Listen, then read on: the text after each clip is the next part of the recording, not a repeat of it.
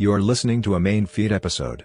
Go to patreon.com/Celtic Ligers where €5 a month gets you weekly full-length episodes, stray bonus content and access to the back catalogue. Also helps cover hosting and gives us money for sweeties. Thank you. Celtic Ligers.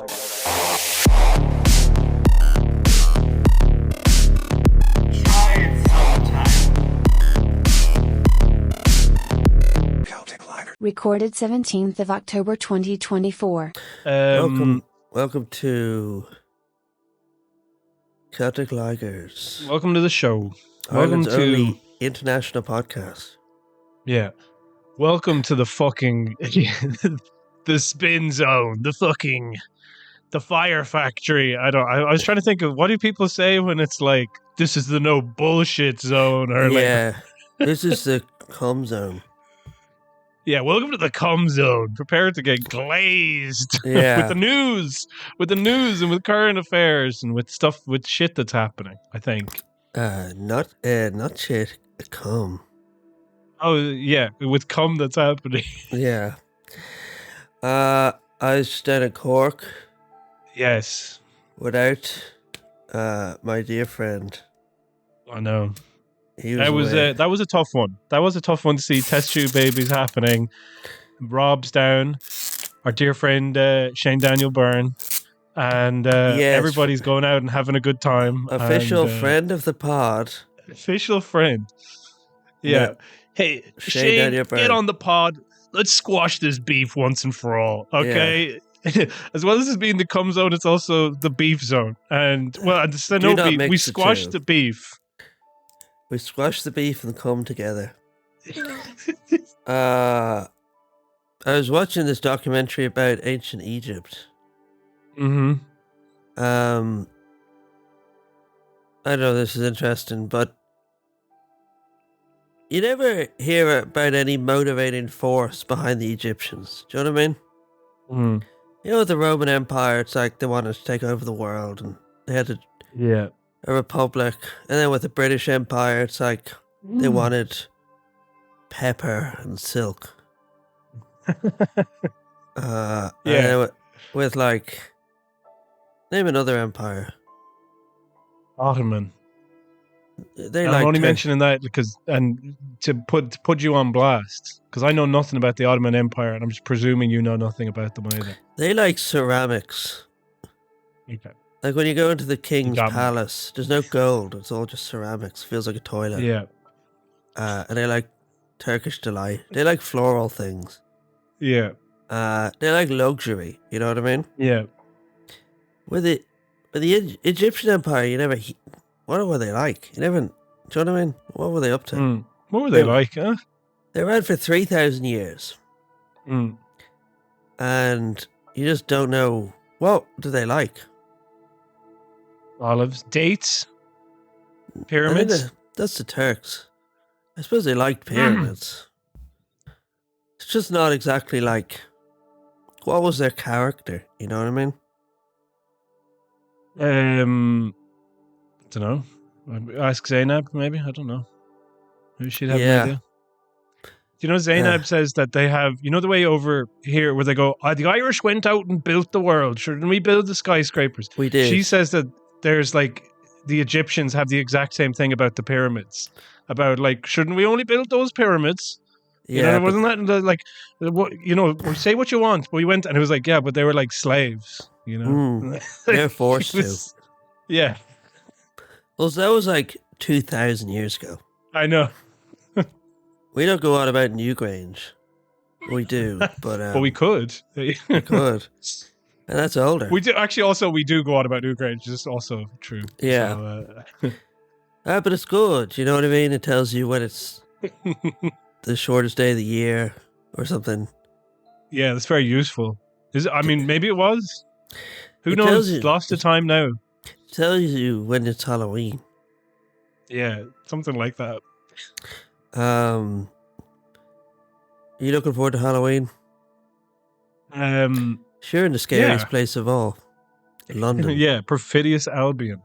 There's I will say that they actually do more for Halloween over here than I've seen in Ireland. They actually have like people put up like actually do decorate and sell specific. You know the way it used to be, like you got like, hey, here's the Halloween sweets. You know. Yeah. And I know maybe you see them, but in my mind, it'd be like, oh, you go into a Centra and there's like 2 bags of Haribo that are like, you know, Goodies. hey, the eggs are like green in this one because it's scary. Yeah. You know, and then that's it. And then I very often you'll be in.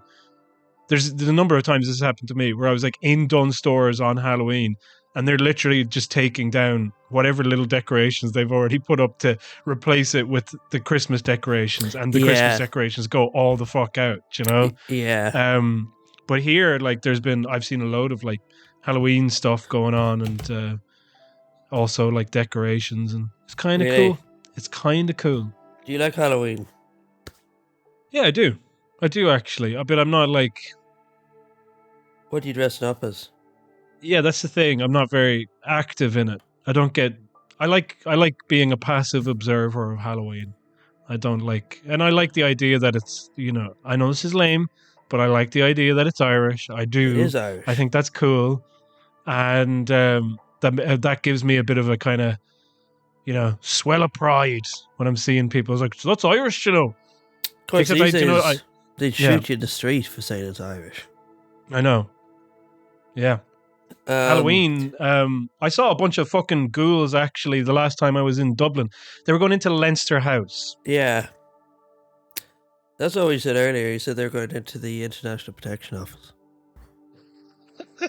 I thought you were going to say that they were going to like, Friends of Israel. No. Or something. I don't know what it was. There's some, you know, whatever. Something to accuse me of being anti-Semitic. That's what I thought you were going to do. No, you said they were at the canal. I was like, that is so fucked up of you to say. And that's what I told you. That's what I said to you off mic. I was like, that is fucked up that you said that.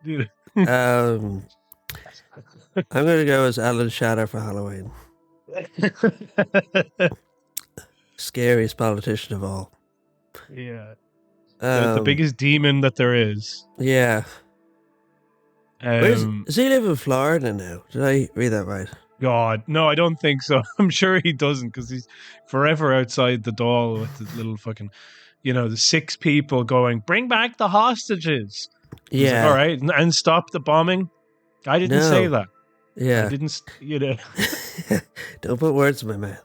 Yeah, they got to do what they got to do, but also, you know.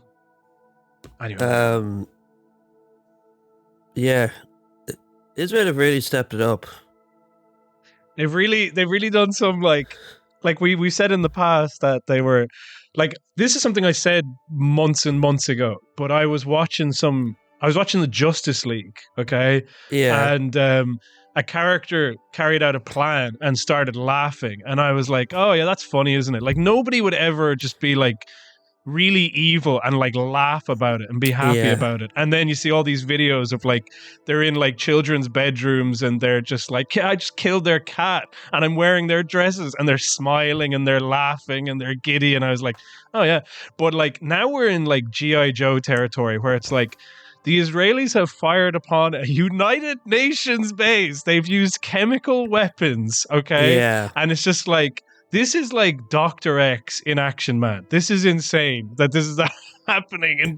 And then what's the response of like the international community? It's like, you know, obviously all of it is bad, but there's all different types of bad. So there's the stuff where it's like, you know, it's complicated, to not paying attention to it at all, or, you know, whatever. I know. It reminds me of, you know, The Simpsons, where Hank Scorpio, he's like, he blows up the bridge and he's like, you have 24 hours to meet my demands. And the guy's like, maybe the bridge just did that itself. It's like, it's a bit like that. It did it. You have 24 hours. But like, yeah, and then the other thing that's happened, like, you know, when they go, yeah, Trump will be like way worse though. And I was like, okay, somehow, somehow Trump will be way worse. It's like, well, they're like bombing 4 different countries. They're invading Lebanon. They've blown up attend to hospital and it produced probably one of the most defining images of this decade, of just the most haunting thing that will never leave my fucking brain, of a withered arm in the fire with an IV drip hanging from it. Yeah. It's like, I just remember like sitting there. I just was carrying that around the whole, like, I'm going to be carrying it around forever. But you know, it's like when somebody dies, okay? And you're just like in shock. And then the first day is just like, you don't know what to do. And then you're sort of processing it. And then it kind of just becomes part of you eventually. That's what this image was like for me, this particular image. I was walking around and there was before this image existed and then after this image existed. Yeah. And I couldn't stop thinking about it. And I went to this movie. I don't know. At the risk of moving away from something, I went to this movie called Rumours. Okay. Which is actually fine. Okay. So the movie is, and it turns out it was made by Guy Madden, who gets mentioned a lot on Michael and Us. He's a Canadian filmmaker, like an experimental documentary filmmaker. It's something called The Green Fog, I think, but there's nothing that I've really, my own Winnipeg or something like that. Winnipeg. But anyway, so the film is like a weird film. Like, that's kind of how it markets itself. This is a weird, fun film. Yeah. And the film is about G7 leaders meeting up in a secluded French mansion, like stately manner, to draft a statement about some crisis that you never really figure out what it is. Okay. So it's not a documentary. No, it's a comedy. Yeah. Well, sorry, it's not a documentary. It's a fiction comedy. But the G7 leaders meet up to draft this statement, and then they suddenly realize that they're completely abandoned at this mansion and nobody is there. And they're being hunted by bog body zombies. Oh. And they get lost in a forest. And there's a bunch of other kind of strange things, like a giant brain is in the forest as well. But the film itself, grand. But because of the day that was in it, if you're going to do the G7 leaders, then they have to have the US president, obviously. Yeah. So you're looking at this US president and you're like, okay, let's hear what you got for me. All right. Yeah. So what they have is they obviously has to be old. He's not going to be a direct Biden stand-in. He's a kind of an amalgamation of a bunch of the presidents. But the idea to me, like, so he's played by Charles Dance, who played who's a British actor who played who's guy in Game of Thrones? You know, the Lannister, the head of the Tywin Lannister. Is that it? Yeah, the guy who's on the toilet. Exactly. Spoilers. So spoilers. He uses the toilet. Hey, everybody. You know, we all have our problems. Okay. And are the bog bodies Irish? I always associate them with Ireland. So when I heard that they were like bog bodies, I mean, obviously, bog bodies can happen anywhere. You know, it doesn't just happen in like, you know.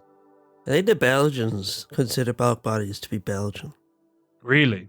Maybe it's in Belgium then where they're at. I don't know. This says Ireland. Okay, so it's in Ireland. But the G7 are meeting in Ireland for some fucking reason. Well, they did. Tony Bertie Ahern was there and he wore the famous yellow trousers. Oh, yeah, you're right, actually. I forgot about that. But anyway, the kind of like... So he's speaking in an English accent, okay? And he's got a cane. And he kind of looks like Biden and he kind of falls asleep, you know, and in meetings and stuff like that. But the way that he's depicted is sort of like, you know, I'm tired and I just want to die, but I have to keep going, you know? And the other thing about it then is there's like a stand-in. So Kate Blanchett is in it and she plays like the German chancellor, okay? Merkel. So I was like, yeah, I would have thought. Like, she doesn't play Merkel, but she plays like Hilda or something like that, you know? But the general thesis of the movie is that to my mind, and people can watch it when it comes out and make their own judgments. But that like everybody is sort of like that those people in power are well-meaning bureaucrats who really just love speeches and think that speeches can solve things when they can't. Okay. Yes. Yeah. And I'm like, I don't agree with that. I don't think that that's true. Okay. No, the people in power are the bulk body. Exactly. Well, I mean, that's kind of the implication in this as well, a little bit. There's some little bits. It's got, we should really watch it and talk about it. But ultimately what ended up happening was like, I kind of felt compelled to ask the question. I was like, each of these characters is meant to be a sort of stand-in. Yeah. Because the filmmakers were there. So I got to they were like open up to the audience for questions. So I didn't want to come at them.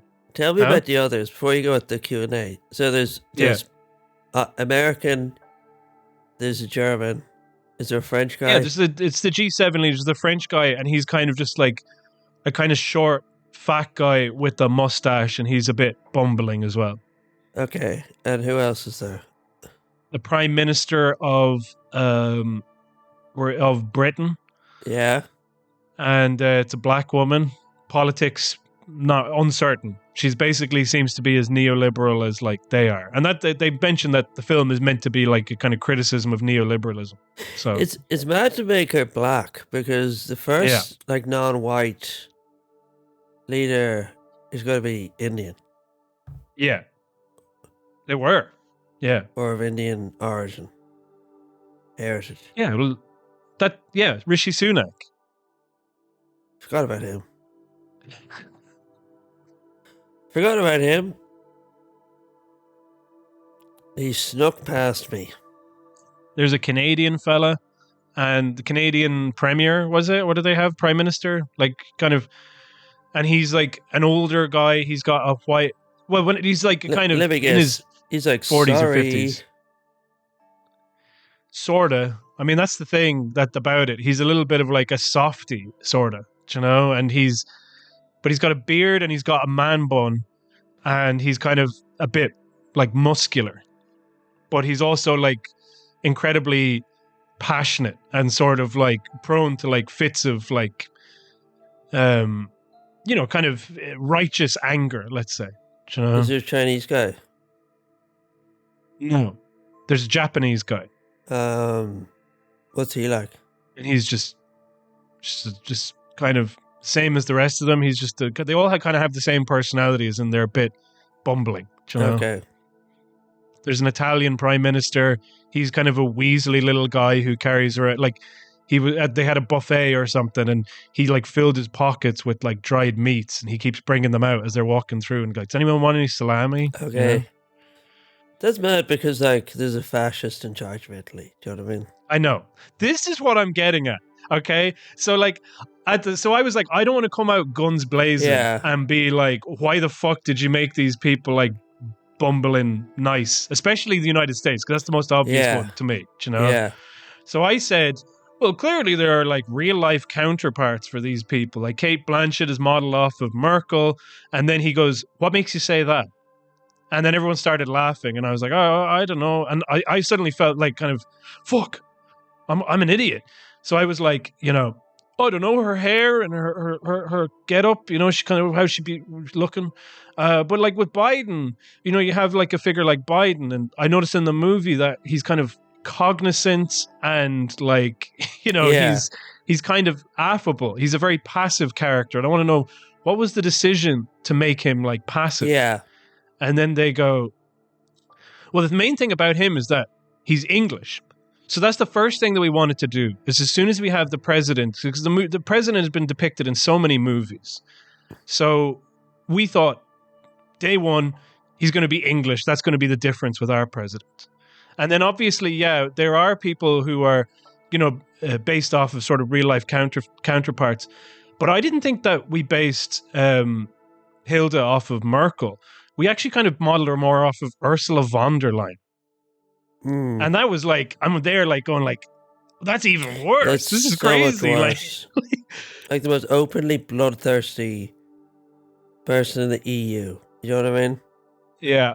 Well, so everybody was asking a question. They were going, first of all, where did you come up with that? Love the movie. What are you so smoking? Good. How do I get some?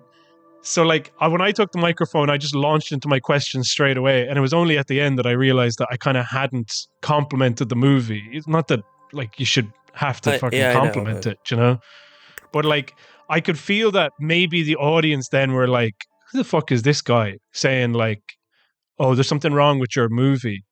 You know what I mean? Or whatever. Yeah. Even implying it. So when he goes, we modeled it off of Ursula von der Leyen, this guy like 2 seats over went, exactly. Fuck off. And I was just like, what do you mean exactly? Like the only female, the only female chancellor, and then you have Kate Blanchett in this, and you're kind of like, oh, it's modeled off of Merkel. No, it's modeled off of von der Leyen, the Minister for Defense, and now the head of the European Commission or whatever the fuck she is. And it's like, all right, well, that doesn't make sense with G7 leaders. I mean, obviously it's going to be fucking Merkel. Do you know? Yeah. But anyhow, so they didn't answer my question at all, really. And then they moved on to this other guy. And then like, what's the point of making him English? I don't get that point at all. It's like they're just being silly. They were just kind of being like, I think that what he was trying to say was, well, because he was answering the next question, which I don't remember what it was, but the answer basically had elements that addressed what I had asked. Right. Okay. Yeah. Where he goes like, no, we didn't want to do 1-to-1. He's like, all of these people are war criminals, but like, we didn't want to talk about that.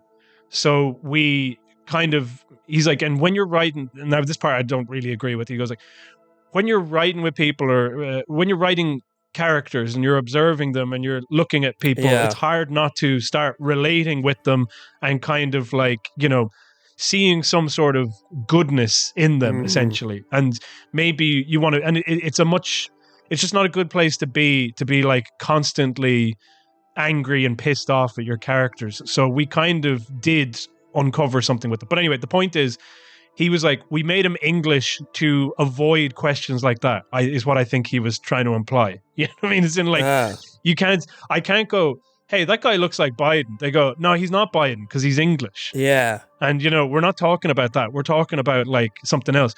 But like, what I took this character to be, he's an old man. He's like, leave me to die. I don't want to fucking go on. I've been through this shit a million times before. I'm at all of these functions, blah, blah, blah. To me, that was like them saying, America is like stumbling empire. It's like this empire that's kind of towards the end of its life, and it's like this world weary thing. And there's some, but I just thought it was a little too sympathetic to what the US is. You know? Yeah. But that's not what they wanted to talk about. They wanted to talk about neoliberalism and the kind of, you know, empty kind of circle jerkery of neoliberalism. Yeah, but like with neoliberalism, like being a war criminal is like an integral part of neoliberalism. Exactly. Do you know what I mean?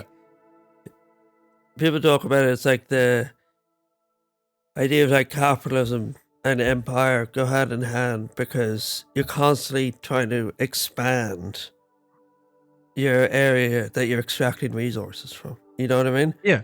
Like it's integral to neoliberalism. It's integral to the whole project. So like not even like war criminal, just to say violence is integral to it, you know? State violence, the police, you know what I mean? But like empire as well. You know, like it's just so,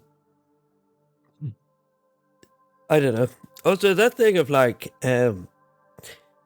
America is a failing empire. Yeah.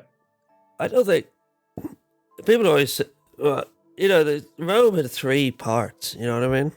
It had the kingdom, the republic, and then the empire. And I think with America, it's just the bit that's tired is the political, like the government, you know what I mean? But like the companies, the corporations, they're still pretty energized. So like, you could move into a period of like some sort of oligarchy, you know, like the companies could be like the ruling bit of the American empire. Yeah. You know? Yeah.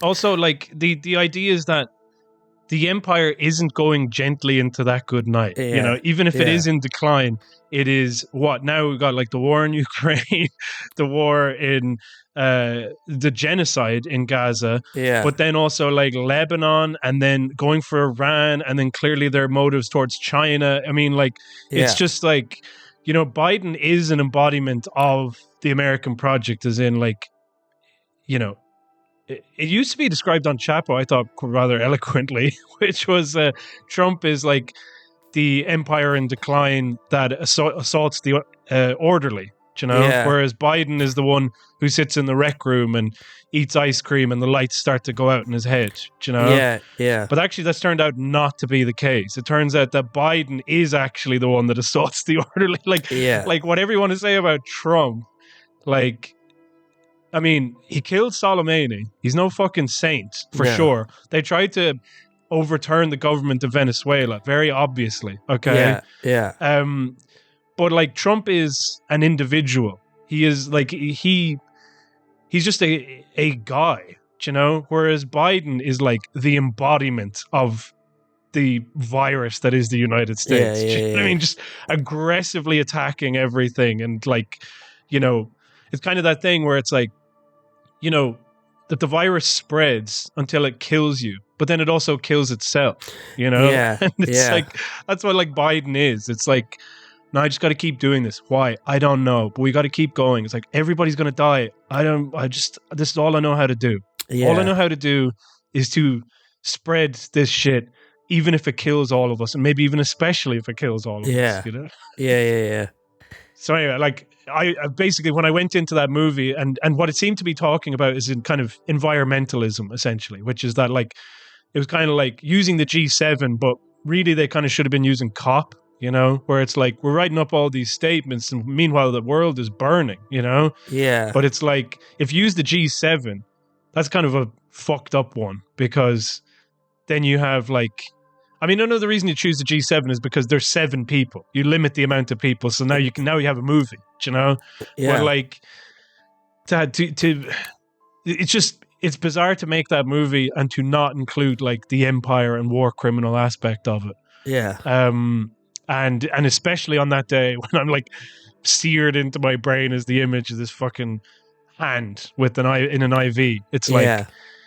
You know, and then I read an interview afterwards with them just to try and, you know, and this was one quote in the interview, and of course they uncharitably made it the kind of headline, but still they did say it, and it did annoy me, which is that the director said, like, there's 3 directors, by the way, and but one of them said, Guy Madden, and then these 2 other guys who are John, their last name is Johnson, and they're brothers. Weird. But he goes, if you're angry, you're already losing. And I was like, shut up. I just fucking hate that. I was like, it just captures the kind of like, you know, bewilderment, I guess, in the current moment, or that kind of feeling of like, what the fuck are they doing? But it doesn't capture the part where like, what the fuck are they doing? You know, it doesn't. So anyway, very long road to just get to that, but like, I still would recommend it. It's only an hour and a half, and there's certainly other images and things in the movie which are worth looking at, you know? And it was quite funny. But it also like kind of provided itself some cop-outs where like, there's a bit where basically the French prime minister or president or whatever, like Macron is, like he's not Macron's stand-in. He's completely different to Macron. But something happens where he basically goes delirious and he believes that he can't use his legs. So he has to be wheeled around in a wheelbarrow. Okay. And at one point in his kind of feverishness, he was like, we're all stand-ins for our respective countries. It makes sense. And then they go, no, it doesn't. And then at one point, like Canada, like, you know, the Canadian premier, whatever his deal is, he like charges off into the woods, like running away, crying. Okay. And then Germany, you know, the Merkel stand-in chases after. And then they go, come back. And then he goes, Germany chasing after after Canada. What does it mean? What does it mean? You know, so they're trying to be like anticipate that you're going to be like projecting a lot onto these characters, and it was just like, it's that thing, it's that Family Guy thing where it's like, well, you're still doing it regardless of whether you know. Yeah. It really does sound like the whole point of it was like politics, what a game. Yeah, it's like it was kind of like a shrug. I mean, the ending had a little bit more anger in it for sure, but like, I mean, I'm sitting here for an hour and a half watching a guy who looks like a little bit like Biden. He obviously doesn't look the most like Biden, but he's got the kind of hairline and the long face, and he's old as shit, and he's the president of the United States. Yeah. So you're kind of like, he's like, oh God, and we're meant to like laugh along and kind of find them charming, and it's just like, and then they were like, yeah, we wrote this script 2.5 years ago, and it's like, yeah, man, I can fucking feel that. Yeah. You know what I mean? Like, there's no way that you wrote this post, October 7th, obviously, but post Ukraine war. There's just no fucking hope. Yeah. Post January 6th. Yeah. January 6th changed everything, though. It did. Anyway, why did I bring all that up? It was good. It was good. It was worth bringing it up. It was worth bringing up. Thanks, man. I'm on my week off from work. And how are you finding it? I love it. He's so happy. It's the content. You're just look. He was. You can't see because it's an audio medium, but he was like in what was your dressing gown or something like that. I've never seen, but he was a man, a lord of leisure. He looked like, this is great. This is the fucking life, man. You know, really I never realized how valuable this time is. Yeah, I never did. I never took it for granted. Just like not having to be. Well, I have had to be places, but I don't know. I just like it. I like not doing anything. Yeah. Oh well. Yeah, back to the office. Back to the grindstone next week. So I've had this persistent anxiety that so the way it works is you request a time off online in work. There's like a portal. Okay. Then you put in the dates and you request it. And I've had this persistent anxiety that I put in the wrong date. You know what I mean? And that I just didn't turn up on Monday, and they're going to be like, where is he? You know? Yeah. But presumably someone would have called me. They have my phone number. Imagine you go back in and you find out that you didn't do that or whatever, and then they're like, nobody was like missed you at all, Yeah. That would actually be so good. If no one noticed. Do you ever, that one where it's like a woman who died in her apartment and then she was there for a year before anybody realized? Yeah. I was like, I would love to know if that would be the same way for me.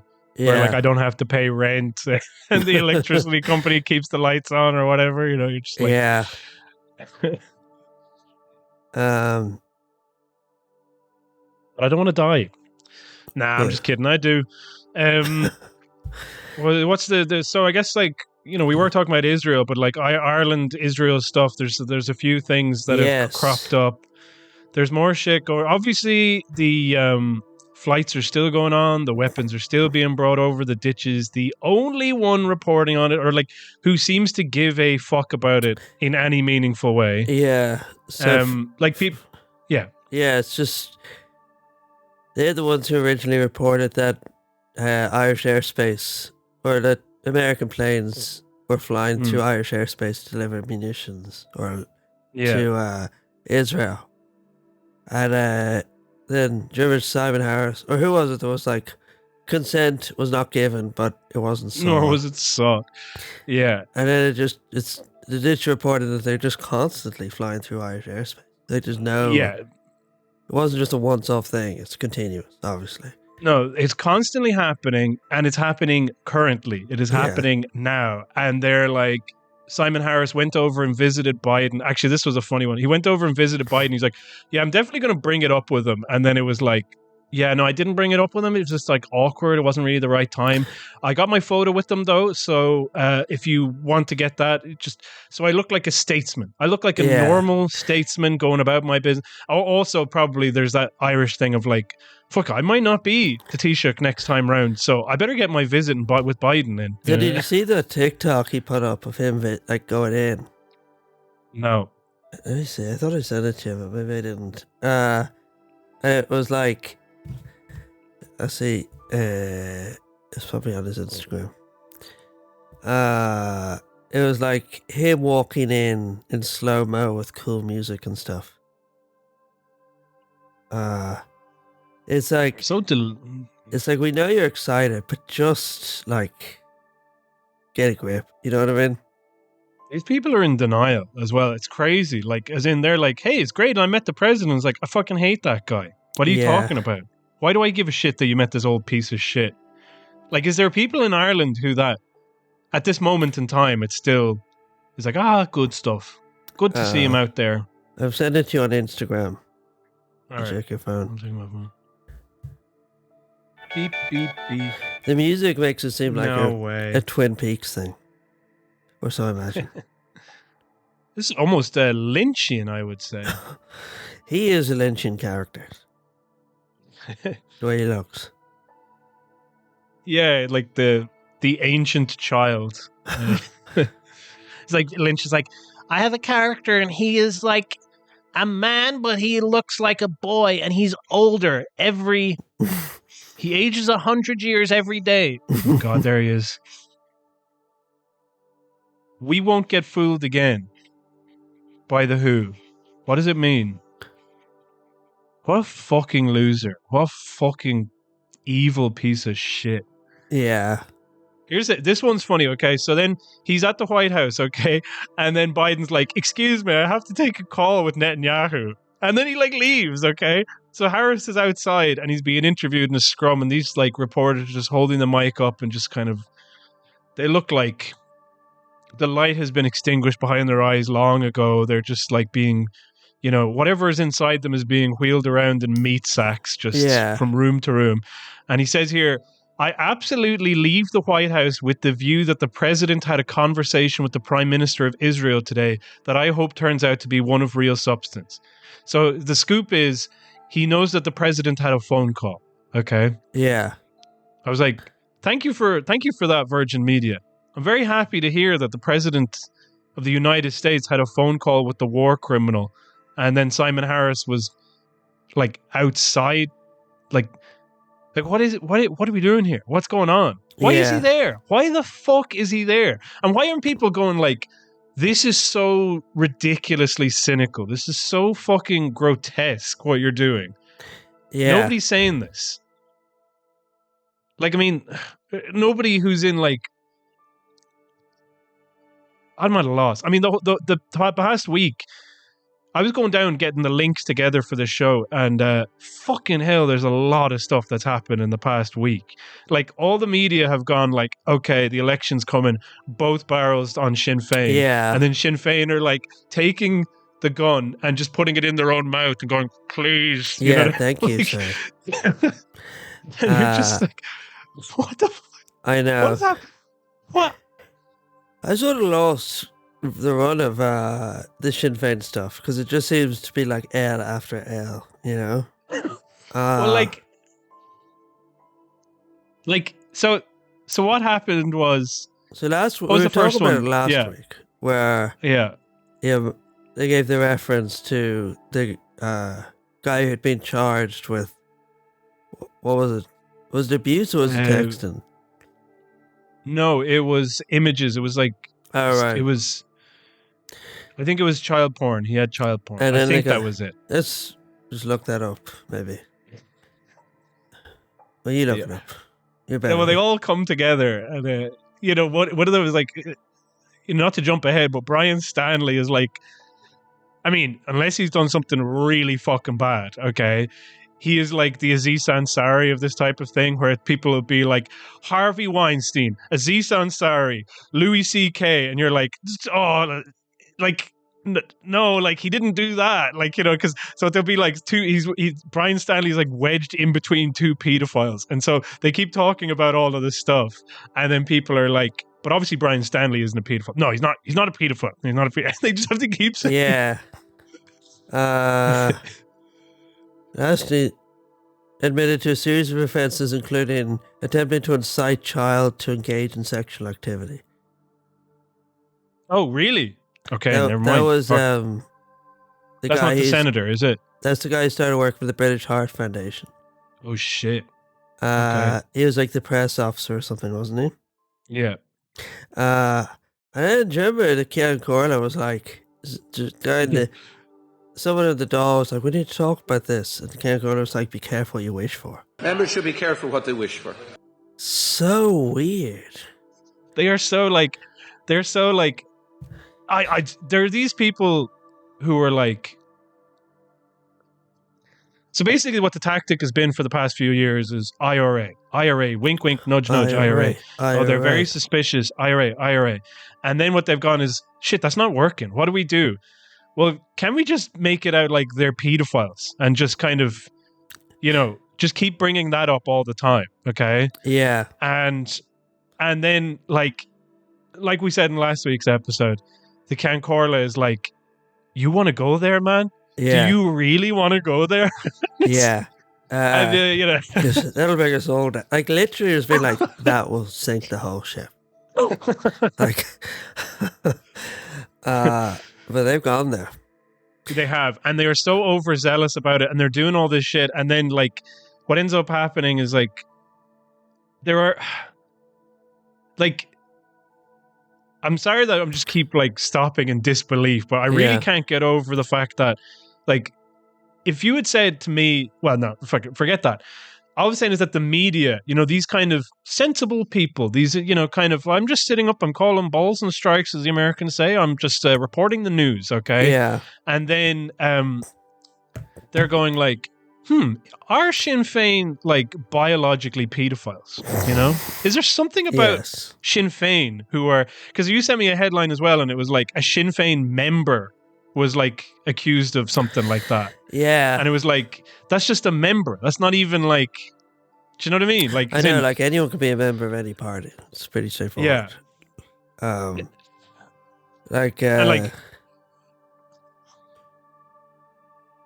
No, I was just going to say, like, the amount of times as well, like, you know, if you're growing up in rural Ireland where it's like, yeah, that guy's brother is a politician and he's shown up to remove his brother from like a 6-year-old's bedroom and nobody said anything about it. You know? Yeah. We have they were the bagmen for the Catholic Church, Fine Gael and Fianna Fáil. Yeah. Okay. Yeah. They seal the mother and baby home records. Yeah. There's like, you know, the Tune babies. There's all this type. There is a deep, disgusting, horrible rot that the thing that they have in common is that they are like powerful men. Okay. I know. Like Fianna Fáil and Fine Gael are the most paedophilic state in the history of time. I know. For the past 100 years. And now they're like, to the opposition, they're like, you are paedophiles. It's like, it's like, you run the fucking paedophile island. You know what I mean? I mean, it's like Jeffrey Epstein bringing up P. Diddy and being like, you're a fucking pedo. Yeah, yeah. Like, it's wild. It's, yeah. And then what's mad is they are, you know, they are P. Diddy. Yeah, no, they are. I mean, that's the thing. They're guilty as fuck, but it doesn't mean that, like, I know. It's not like, you know, but I was watching like Virgin Media and I got to say as well, like yeah, that tracks. Yeah, that tracks. Like, I'm just having difficulty kind of putting it into words, but what I'm saying is that, like, what you're seeing here with the journalism is a level of rigor that I have not seen from them over anything for 5 fucking years. Now the story is moving on to the next week, moving on to the next week. We got another story. We got another person. We interviewed another person. The columnists are all like, what does it say about Sinn Féin? What is this about Sinn Féin? What's going on with it? And you're just suddenly like, what the fuck? Like, imagine if any of that was directed at like Pascal Donahue. Like, you could have had his fucking scalp ages ago, but you didn't. You chose not to. So they have a panel on Virgin. Say with Pascal Donoghue, it's like, did you have a phone call with Israel? It's like, well, I don't remember. Okay, well, I have to take your word for that. As opposed to like doing some investigative research, you know? I know. Like, for all the, people love, people love Richard Chambers, and then Gavin Riley kind of is basically along for the ride. Like, people are like, Gavin Riley's kind of a sensible guy. It's like, Gavin Riley, like, you look at his Twitter, like, they had that question with Pascal Donoghue, what about that call? And then he goes, yeah, those Jews were lying, obviously, what they're like. And then that was that. And now it's just been like wall-to-wall fucking Sinn Féin scandal. Oh, Sinn Féin have, stumbled into another scandal. It's just kind of like, there's no kind of idea that maybe you're being taken for a ride. Like, all of these stories coming out after the budget was announced, before an election, and, I don't know, man. It's just like, where is this excitement? Where is this enthusiasm? Like, the rest of the time, Yeah. But anyway, they had a panel, so they have on like Neil Richmond, and he's gone, yeah, I think it's naturally they have him on all the fucking time on Virgin Media. Yeah, like, why can't get rid of the fucker? Why would you have a member of a different party on for this sort of thing? Do you know what I mean? Like, what's that supposed to do? He's just on there. Well, no, it's a panel. Still, like, it's just points. It's a panel about Sinn Féin, is it? Well, they have a few topics, but Sinn Féin came up, and then you have like, but like the past few episodes have consistently been about, geez, Sinn Féin, pedos, another pedo thing from Sinn Féin. That's mad, isn't it? And then, so they have Neil Richmond on. He's like, I think it's disgraceful. I think it's awful. I think that, they should never have done this, and blah, blah. And then Sinn Féin spokesperson being on there going like, who was it? I think it was, who was it in this clip? I can't remember. I think it was Porrickney Liam. Is that somebody? I don't know. Sounds like, I can't remember it. This is like last week, or I can't remember it. But either way, this guy just goes, well, we followed parliamentary procedure. Like, as in, there's procedures to this stuff, and we followed it. And again, sidetracked. What I mean is basically, Neil Richmond goes, pedo party. They go, no, we're not a pedo party. Then they pass the mic over to Mick Barry, and they're like, Mick Barry, what do you think of this? And then Mick Barry goes, well, I just want to start by expressing solidarity with survivors of child sexual abuse who've been triggered by this case and by its mishandling. Yes, I think there is a need for statements on this. Is it the case of a rotten apple and a few people who were, to use Matt's words, stupid?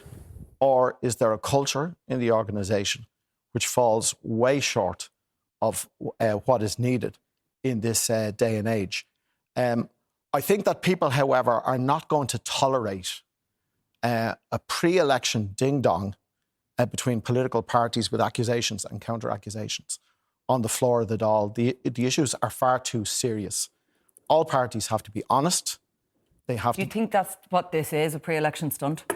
I think there is a certain amount of electioneering going on from the government parties on this, but that's not to say I don't think that Sinn Féin have serious questions to answer. Parties have to be open and honest in relation to how they deal with this issue, because if you minimise these issues, you actually foster a culture of abuse. And we see where that leads to actually in the north at the moment. I mean, incredibly and shockingly, 4 femicides in the space of the last 6 weeks. The question of men's violence against women and abuse of children has to be taken seriously by all parties. All right. And then they come over to, okay, now we got our journalist who's like, are kind of meant, obviously the implication is that they're an impartial observer of the events.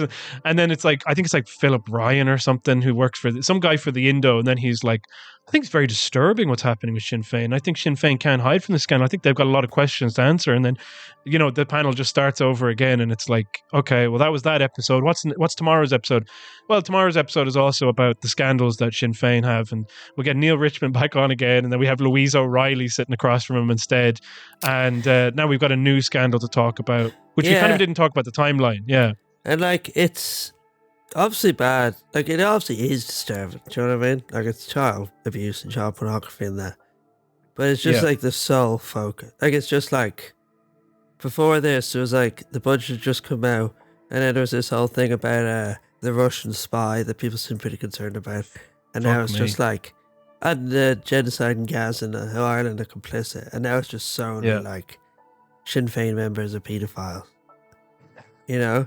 And like, so yeah, there was that story gets released where it's like, oh, they gave a reference to this guy and he worked for the Heart Foundation. Yeah. He's a pedo. Okay, got it.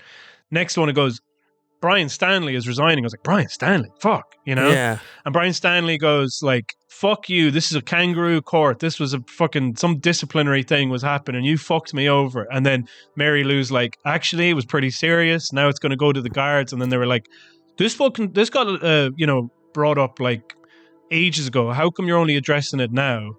And she's like, well, we had to follow certain procedures for this type of thing. And then they were like, do you think that you could have been more actively involved? And she's like, no, because that's the point of an independent disciplinary process. He's like, now it goes to the guards because he's no longer a party member. There's some reasons for it. I don't really understand, but ultimately it's entirely above board.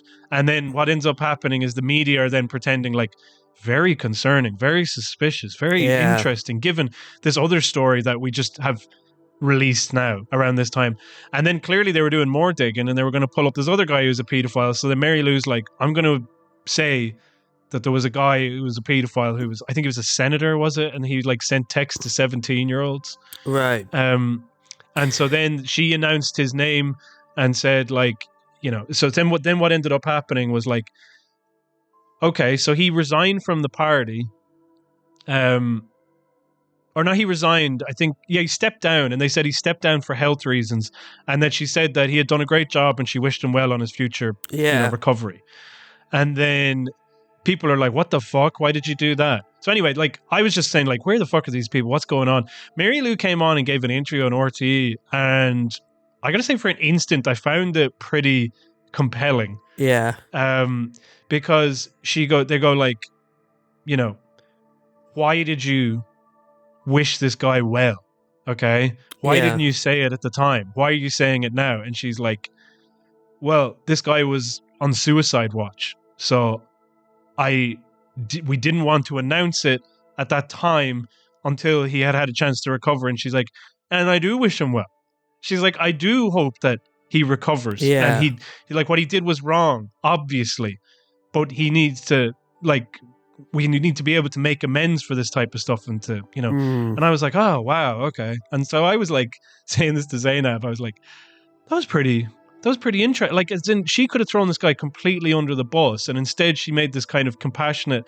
And then Zainab was like, nah, fuck that. So like, what she kind of brought up was, it came up in our kind of back and forth was like, do you remember after the Dublin riots and the stabbing that came before it, and Mary Lou put a picture of that guy having his cans on the steps on Parnell Street, and she's like, what the fuck is this guy doing out here? And I was just like, all right, I guess her compassion is entirely selective, you know. And it's entirely but I just thought, I think what that is, it's like, you know, there are like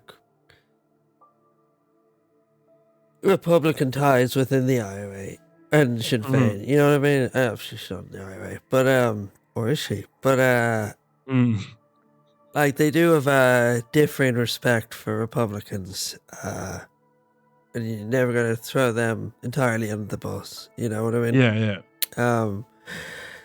Where she's well able to get the knives out for other people. That picture was so crazy. It was like, that was very funny. It was like, this is not good enough.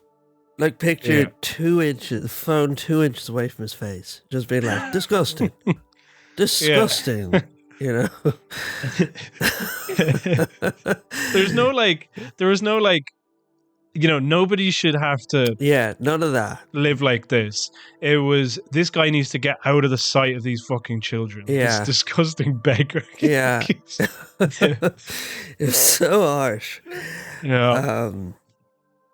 But Yes, you got those 3 stories, and then Brian Stanley, maybe he did something that was pretty inappropriate. We don't know, but ultimately he's been sandwiched in between 2 pedophiles, and so like I just find that also quite funny. Where it's like, what is the problem with pedophilia in Sinn Féin's party, citing these 3 examples? Like, but that guy's not a pedophile. Yeah, but it feels like pedophilia, doesn't it? Doesn't have the vibe because. And then the other thing that they're trapped by is that like. Because it's like a legal thing, it's like, I can't talk about this. Yeah. So now it allows all these people to speculate, and they speculate like in the most like, and they're loving it. They're loving it as well. I mean, did you watch that clip I sent you about like they gave Mary Lou a tough interview on like fucking some RTE program, and then and we'll have to leave it there, Mary Lou. And then they managed to pull this clip out, and the clip is of them like grinning from ear to ear. They're like loving this. I'm so happy that we have some ammunition against these fuckers. Let me look it up. And it's like these. I'll just share my screen and show you.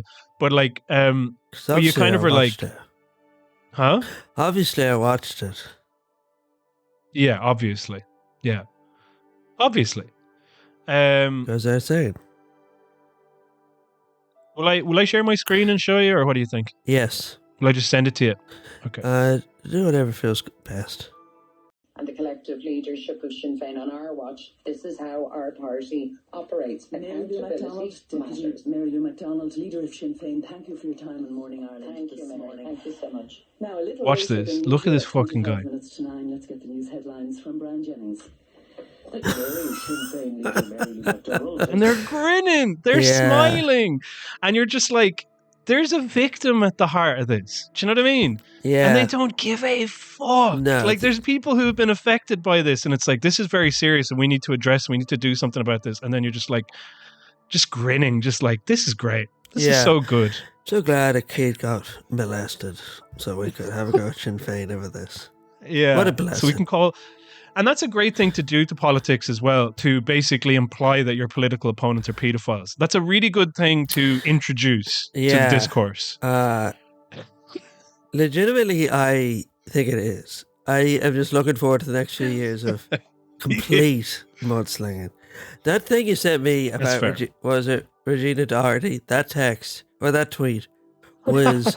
Yeah, let me pull that one up. That was so funny. Let me read it out. Yeah, dude, like, please. It was... It's still up. I took a screen grab because I was like, that's not staying up. There's no way that's there. It's still fucking up. I know. It was so fucked up. Like, if... Okay. I wonder if an adult was texting inappropriate... I wonder if an adult was texting inappropriate messages to Pierce Doherty's 16-year-old son, would he think it was acceptable to give that person a reference on them leaving Sinn Féin party? Not much concern for the young boy who made the complaint in the first place. God damn. Like, imagine if Jimbo Varadkar was caught kissing the kid in there, and someone was like... It wasn't a kid. Like, you know, that's... It was a 16-year-old. I don't know. We don't know. It was a young fella for sure, but it wasn't like a fucking like jailbait or something. You know? Was it not? As far as I'm aware, I don't know. I'm not sure. I don't think so. I really don't, though. Yeah. Well, then my point doesn't stand. No, but I mean, like, it does stand because, like, he's in a relationship. Yeah. He goes in all of these like items on the news and shit like that. Like, and then they go, no, his personal life is his personal life, and it's true. His personal life is his personal life. But then to go like, yeah, what if your son was like molested, Pierce Doherty? You're like, what the fuck are you saying? How are you not hounded? How is this not like being like, this woman has brought up this guy's kid, and also put into your mind that he'd be molested? Like, what if he was? What if the hypothetical that this 16-year-old boy? I know, like literally bring the kid in. Like, it's so crazy. Like, imagine writing that out and be like, this is a good point. Like, this is in any way relevant. The language is what I mean. This one's getting brought up all the time as well. But like, do you remember his name's John McGahon? He is, I I think, is he a TD or what is he? I don't know. He's in Loud. He's the one who beat the shit out of that old man and then had to pay him 39,000 euro in damages.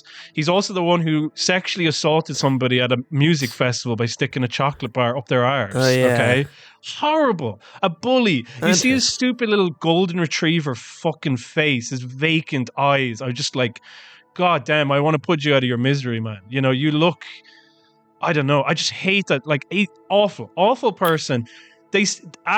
After he had to pay that guy all that money. Yeah.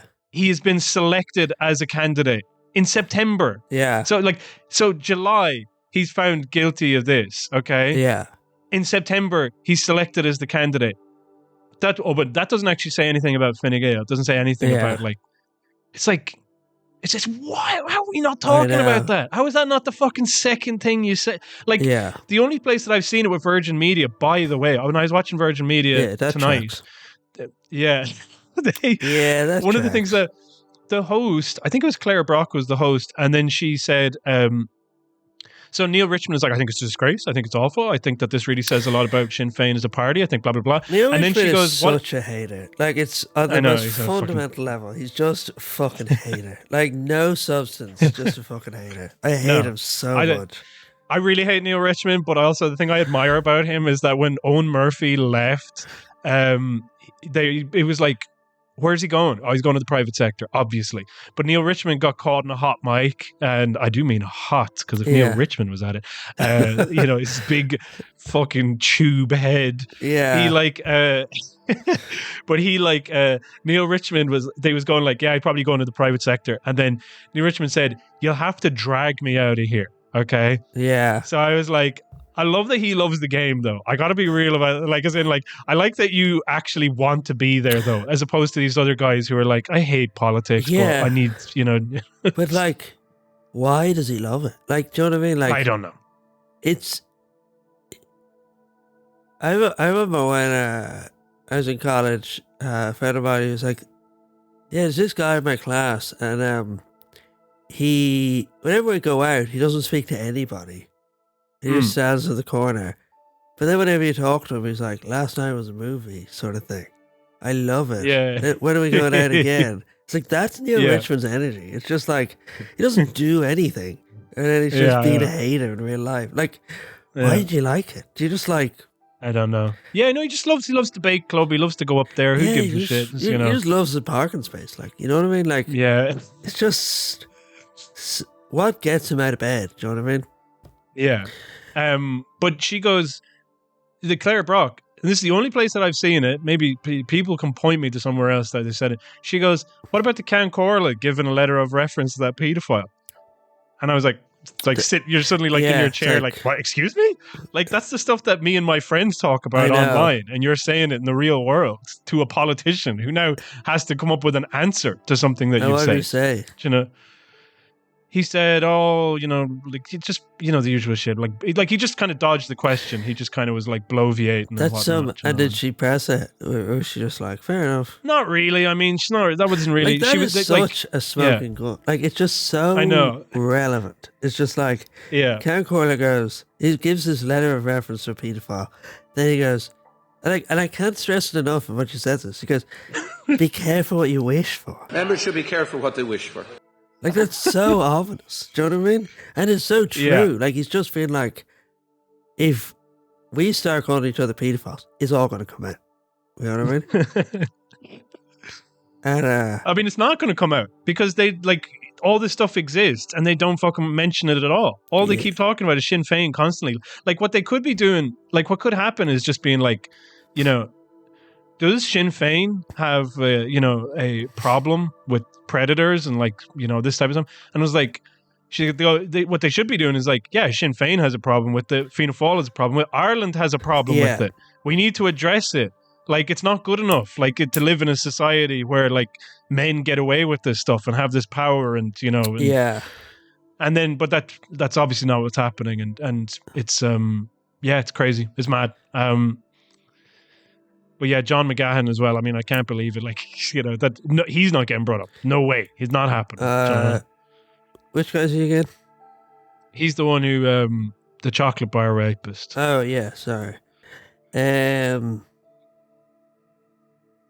And even when I was looking up the article to be like, oh yeah, let me find the article where he had to, because what I wrote down, so I was writing up the notes and then I wrote Sinn Féin guy convicted, and I was like, is convicted the right word? Let me look this up. And when you read the stuff about John McGahn, it's like they go out of their way. Like you read these headlines and you wouldn't know that he beat up an old man. Really? You know? Like, yeah, let me read this headline for you. I'm gonna fucking find this.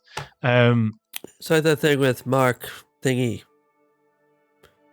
this action star, the famous guy, the Catholic guy in America. Mm-hmm. He beat up the Vietnamese guy. Oh yeah, Mark Wahlberg. And then he was like, I've forgiven myself for that, I've moved past it. Yeah. Thank you. I'm glad you're very brave. Here's the headline in the Irish Times. High Court jury awards man €39,000 against Senator John McGahn for assault and battery. Okay? Yeah. And so you're like, okay, cool. Like, I don't know. Maybe actually I was a bit uncharitable there, but like, doesn't it feel like, Fine Gael are guilty of beating up an old man? Fine Gael are guilty of assault. What it does is High Court jury decides that €39,000 against John McGahn for assault and battery. Yeah. Like there's no, like it's just a weird way of putting it, to be honest. Yeah, it's not as sensational as they should have made it. What about John McGahn guilty of assault and battery? Do you know? Fine Gael TD. Is he Fine Gael? He's Fine Gael politician. What does that mean? Senator. So he's a senator, and it's just like, this guy has the most Peter McGann character face ever as well. Every time I see it, it's like, does Peter McGann have a filter? This is crazy. Like, and his whole story is like a Peter McGann creation as well. It's just like, I beat the shit out of an old man because he objected to me throwing his. So apparently he picked up your man's wife and said, "You're coming home with me." And then the guy was like, "What the fuck did you just do to my wife?" And he's like, "Shut up, old man," and just beats the shit. Yeah. It's like, and then it's like, like he goes, "Oh no, I didn't beat the shit out of him. He tried to punch me and then he fell over and sustained all of these injuries to his face and all of his kind of extremities." And you're like, this is wild. It's just wild to me that, like, that this is nothing. Nobody gives a shit. Nobody cares. Yeah. I don't know. What do you do? That's the end of the free bit. Go to patreon.com/CelticLigers for the rest. What happens? Well, the Ligers read an idea from an insane man suggesting Elon Musk buy Tinder to increase birth rates, and as a result you get to hear what's written on James's Hinge profile. The sock dems triangulate how to be the future coalition partner everyone hates. And then the Ligers close out by revealing who the freak Cobalt the spy is. The one in the doll. Wow.